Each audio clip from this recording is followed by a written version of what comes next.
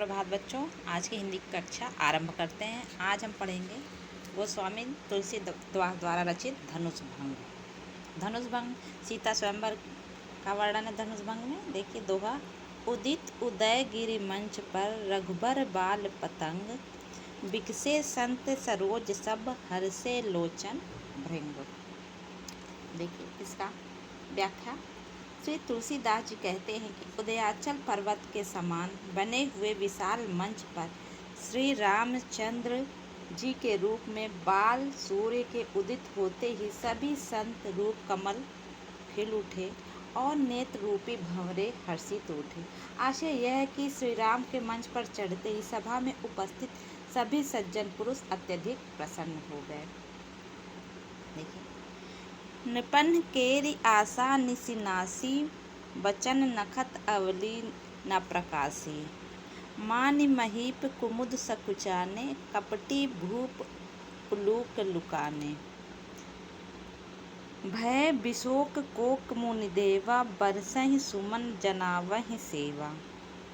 गुरुपद बंदी सहित अनुरागा, राम मुनि सन आयुष मांगा।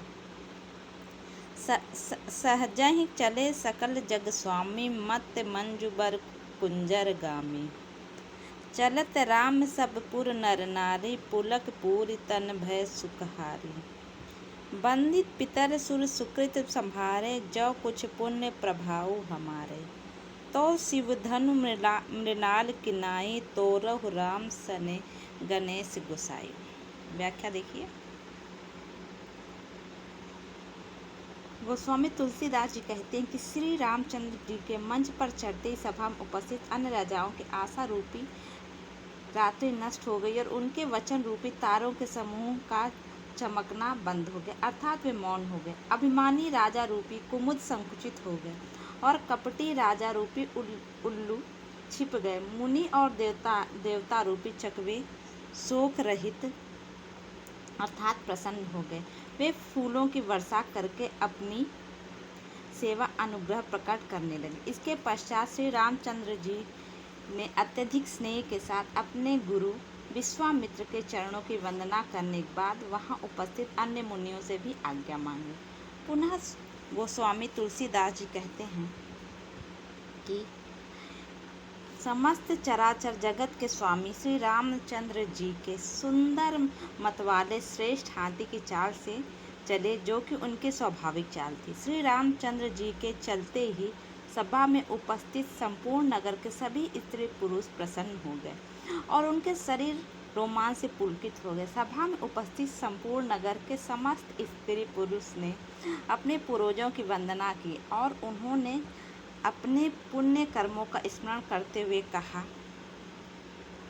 कि हे गणेश, यदि हमारे किए हुए पुण्य कर्मों का किंचित भी फल मिलता हो तो श्री रामचंद्र जी शिव जी की इस प्रचंड धनुष को कमल के नाल के समान तोड़ डालें। आशय है कि सभा में कुटिल और अभिमानी राजाओं के अतिरिक्त कोई भी व्यक्ति नहीं था जो यह चाहता था कि श्री राम इस धनुष को ना तोड़ दें।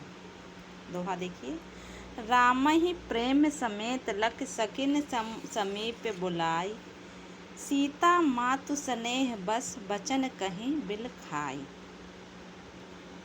गोस्वामी तुलसीदास जी कहते हैं कि मंच पर अवतरित हुए श्री रामचंद्र जी को अत्यधिक वात्सल्य भाव के साथ देखकर जानकी नंदिनी सीता जी की माता ने अपनी सभी सखियों सहेलियों को अपने समीप बुला लिया और स्नेहवश विलाप करते हुए के सदृश उसने उनसे कहने लगी। देखिए। सखी सब कौतुक देख निहारे, जेऊ कहावत हिंदू हमारे। को न बुझाई कही गुर पाई, ए बालक असे हट भल नाही। रावण बाण छुआ नहीं चापा, हारे सकल भूप करि दापा।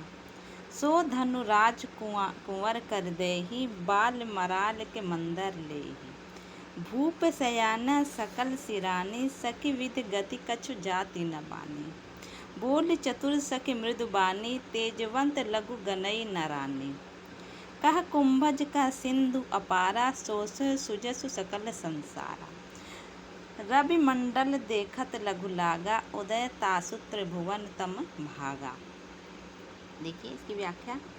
गोस्वामी तुलसीदास जी कहते हैं कि सीता जी की माता अपनी सखी से कह रही कि हे सखी, ये जो हमारे हित की चिंता करने वाले लोग हैं वे सभी भी तमाशा ही देखने वाले। कोई भी इनके गुरु विश्वामित्र को समझाकर यह नहीं कहता कि ये श्री राम बालक है, इसके लिए ऐसा हट करना उचित नहीं है।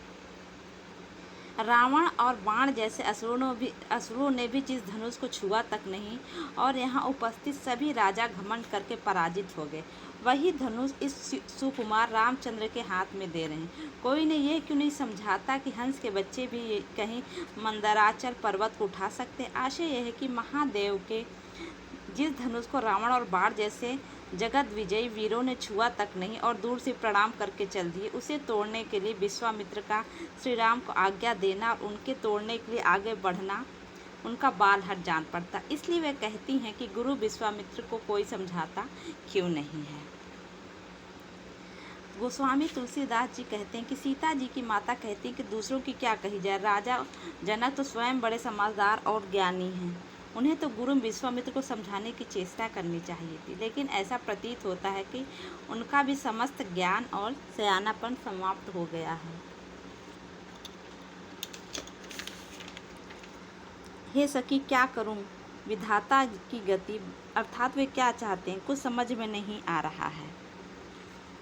इतना कहकर जब वे चुप हो जाते तब उनकी एक चतुर अर्थात श्री रामचंद्र के महत्व को जानने वाली सखी कोमल वाणी मुझसे कहती कि हे रानी, देखने तो छोटा होने पर भी तेज से युक्त मनुष्य छोटा नहीं मानना चाहिए।